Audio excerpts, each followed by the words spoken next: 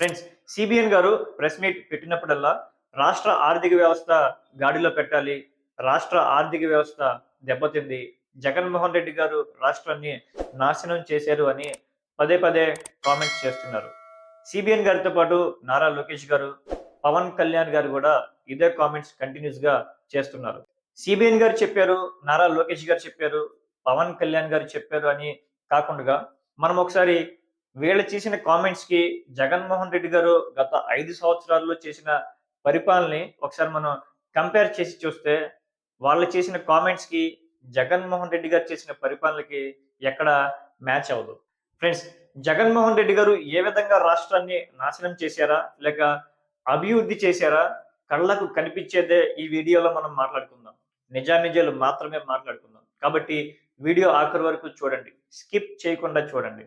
Friends, Jaganmohan Reddy గారు అధికారంలోకి రాగానే గ్రామ సచివాలయాలు నిర్మించారు.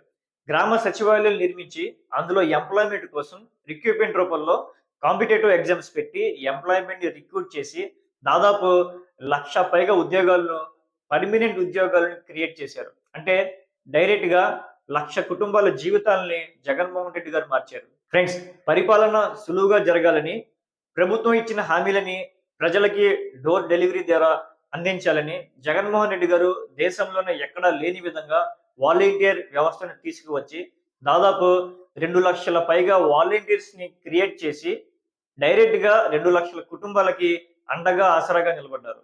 రాష్ట్రంలో పేద పిల్లలకి క్వాలిటీ ఎడ్యుకేషన్ ఇవ్వాలని, రాష్ట్రంలో పేద పిల్లలు బాగా చదువుకోవాలని శిథిల వ్యవస్థలో ఉన్న గవర్నమెంట్ స్కూల్స్ ని ప్రైవేట్ స్కూల్స్ కి దీటుగా మార్చి ప్రభుత్వ స్కూల్స్ లో ఐబీ కరికులం ని కూడా ఇంట్రొడ్యూస్ చేసి ప్రభుత్వ కళాశాలల రూపురేఖలు మార్చింది జగన్మోహన్ రెడ్డి గారు.